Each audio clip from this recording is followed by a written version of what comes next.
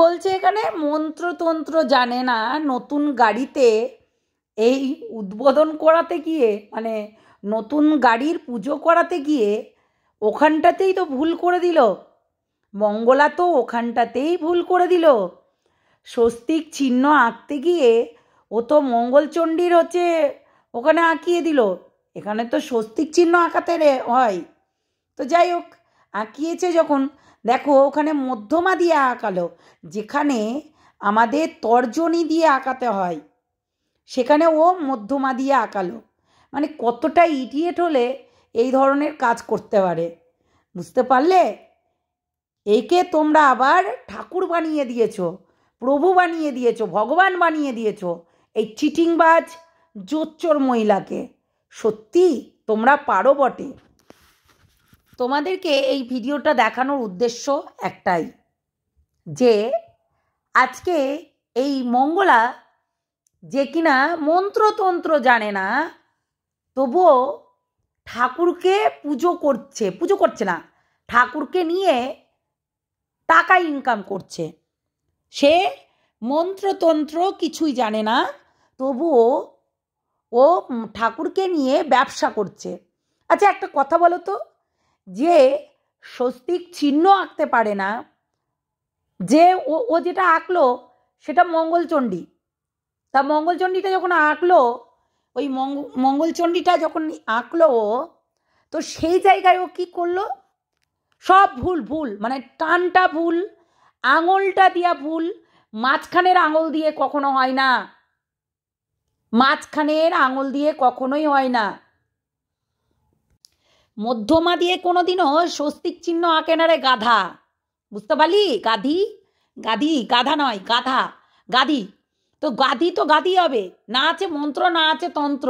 সে তো আমরা জানি যে তোর মন্ত্রতন্ত্র লাগে না, কিন্তু তুই যে ভুলভাল কাজগুলো করছিস, এইগুলো কোথাকার শিখানো রে? তুই তো উল্টাপাল্টা কাজ। প্রসাদ দিস, তুলসী পাতা দিস না, নিবেদন হলো না, যেটা কিনা গোবিন্দর ভোগে তুলসী পাতা না হলে চলে না। তা গণেশের নাম করে যেটা আর কি আমরা স্বস্তিক চিহ্ন আঁকাই, তাই তো? তুই তো সেটাও নাম নিলি না, গণেশের নাম করে তো সেটা করতে হয়, স্বস্তিক চিহ্নটা আঁকাতে হয়, তো সেটাও নাম নিলি না। তো কি করলি? ওই মধ্যমা দিয়ে তুই ওই আঁকলি, হ্যাঁ, স্বস্তিক চিহ্নটা আঁকলি। তো যাই হোক, হলো, সেটাও ভুলভাল কাজ। তো বলছি কি, তুই এইগুলো না জেনে তুই ত্রিশূল ধরিস কী করে রে?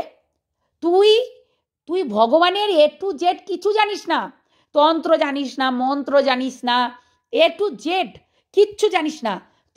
তবুও তুই ওই স্বস্তিক চিহ্নটা আঁকানোর সময় তুই তর্জনী দিয়ে না এঁকে মধ্যমা দিয়ে আঁকালি।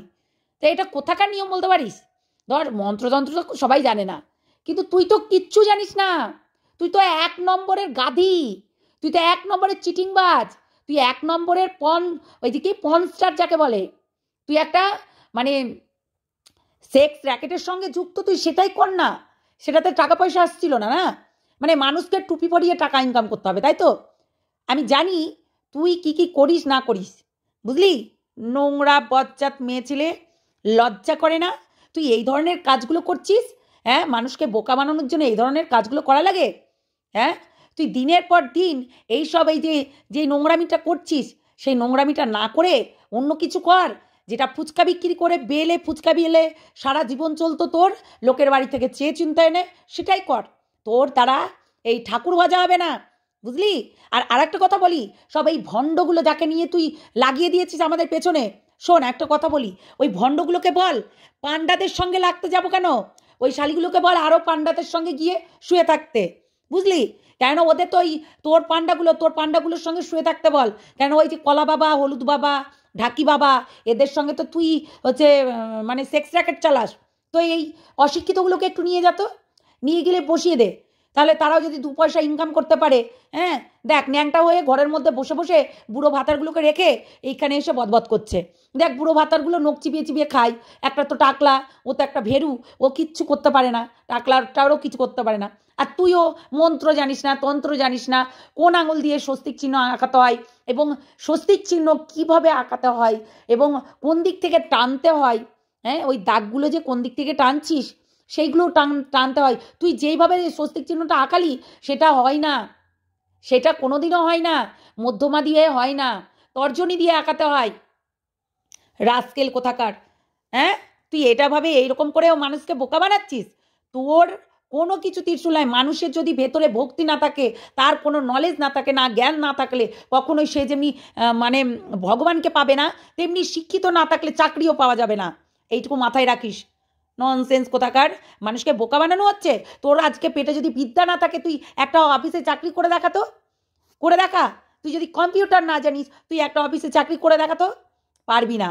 তো সেটাই বলছি, যদি তুই ওই শিক্ষা যদি না থাকে তোর ভেতরে সেই জ্ঞানটা যদি না থাকে, কখনোই তুই ভগবানকে পেতে পারিস না। একটা অশিক্ষিতর মধ্যেও ভগবান আসতে পারে, যদি সে ভগবানের সম্বন্ধে সমস্ত কিছু জানে, তবেই গা। বুঝলি? নিজে আঁকতে পারিস না, আবার বড় বড় কথা বলে। এরা এরা কোথা থেকে আসে ভাই? এরা আবার নাকি বিশাল জ্ঞান দেয় সবাই। এই যে আরও সাতচুন্নিগুলো আছে, সব জ্ঞান দিয়ে বেড়াস। তোরা এইগুলো দেখতে পারিস না যে ও ভুলভাল কাজ করে বেড়াচ্ছে? ঘটে জল দিচ্ছে, জল আছে কি নাই তার নাই ঠিক, একটা কলা গামছা দিয়ে ঢেকে রেখে আবার ঘরটা বসিয়েছে, মা মা কালীর ঘরটা বসিয়েছে। ঘটের ওই ওই যে ডাবটা আছে না, ডাবটা পাতালে হয়, লম্বালম্বি হয় না, ঠাকুরের দিকে মুখ আর নিজের সামনের দিকে পুঙা হয় না। বুঝতে পারলি?